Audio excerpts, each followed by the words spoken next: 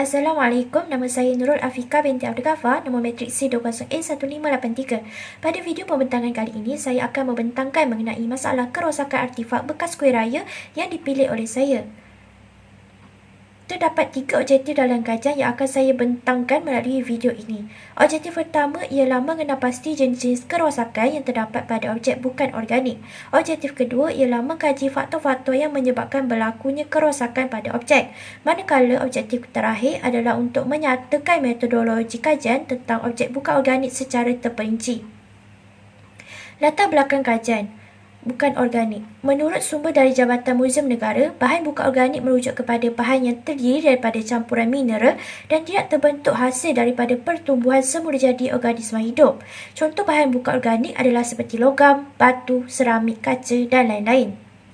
Kepentingan kajian terhadap artifak bukan organik yang pertama ialah dapat melakukan kajian penyelidikan yang lebih mendalam dan mengkaji punca-punca berlakunya kerosakan pada artifak. Kepentingan kedua adalah bertujuan untuk memberi kesedaran kepada masyarakat mengenai kepentingan memelihara warisan bukan organik. Kepentingan terakhir bagi kajian artifak bukan organik adalah untuk memelihara dan memelihara objek warisan bukan organik kerana nilainya yang berharga dan kepentingan sejarah yang tinggi. Gambar contoh di bawah menunjukkan rawatan konservasi logam dan rawatan konservasi seramik yang dilakukan bagi memelihara objek tersebut. Terdapat 3 masalah kerosakan umum bagi artifak bukan organik yang saya sertakan dalam video ini. Objek pertama ialah seramik. Kebiasaannya objek ini mengalami kerosakan umum seperti kesan retak, kesan sumbing dan kesan terbakar. Kedua ialah kendi tembaga yang seperti kerosakan kesan karat, penyakit kanser atau debu, manakala labu sayung pula mengalami kerosakan seperti warna yang pudar dan kesan retak. Objek pilihan bukan organik saya ialah bekas kuih raya di bawah kategori besi. Gambar di bawah menunjukkan bekas kuih raya dari pandangan atas dan juga pandangan tepi. Masalah kerosakan yang terdapat pada bekas kuih raya secara terperinci yang pertama ialah pengkaratan. Gambar di sebelah menunjukkan bekas kuih raya yang berkarat. Terdapat banyak kawasan yang mengalami pengkaratan dan karatnya dapat dilihat dengan jelas dan merosakkan ukiran motif yang terdapat pada objek. Karat besi berlaku disebabkan oleh pengoksidaan dari air dan juga oksigen.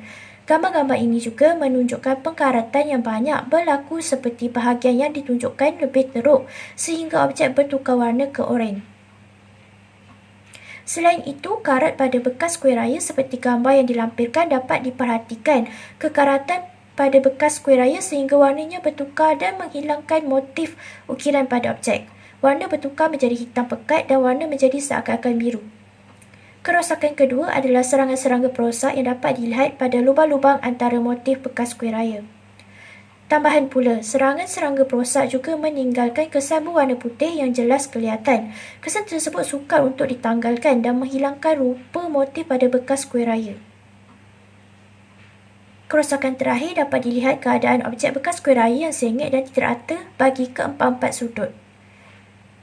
Seterusnya adalah metodologi bagi proses pengumpulan data. Proses yang pertama adalah dengan pemilihan artifak dengan memilih artifak yang ingin dijalankan rawatan konservasi.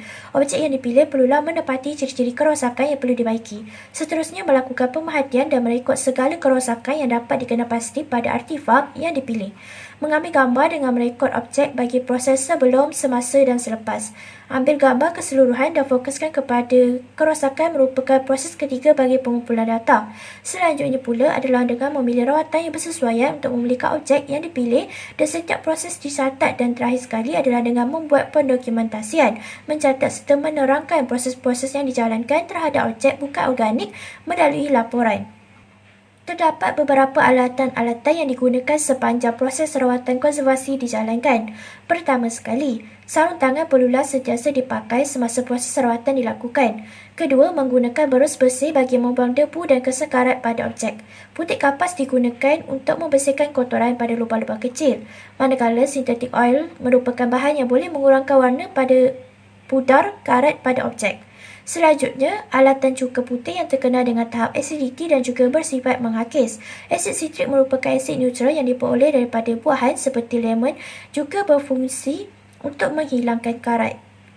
Alatan terakhir ialah soda penaik yang merupakan bahan yang dapat membantu dalam pengembalian bentuk dan warna asal objek yang berkarat. Teknik dan cara rawatan yang pertama adalah dengan menggunakan synthetic oil. Teknik yang diperlukan terlebih dahulu adalah dengan menggunakan sarung tangan sebelum memulakan rawatan.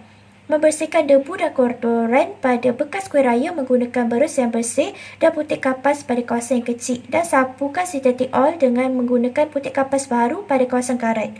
Kedua adalah dengan menggunakan cuka putih pada bahagian yang berkarat dan gosokkannya sehingga karat itu hilang. Rendamkan bekas kuih raya dan biarkan semalaman. Keluarkan bekas kuih raya dari rendaman dan gosok bagi menghilangkan karat. Teknik dan cadangan ketiga ialah menggunakan asid sitrik. Campurkan asid sitrik dan air di dalam besen dan masukkan bekas kuih raya ke dalamnya. Bekas kuih raya akan direndam dan dibiarkan semalaman. Keringkan besi dan lap pada bahagian karat. Gunakan soda penaik dengan mencampurkan soda penaik dengan air sehingga membentuk sebatian pekat dan sapukan pada bahagian bekas kuih raya yang berkarat. Biarkan selama 1 jam dan gunakan berus dawai untuk menggosok bahagian yang berkarat. Cuci sehingga bersih dan biarkan kering. Analisis dan penemuan pada bekas kuih raya yang pertama ialah penurunan warna suhu yang disebabkan oleh terdedah kepada udara dan cahaya matahari yang menyebabkan warna bekas kuih raya menjadi semakin pudar.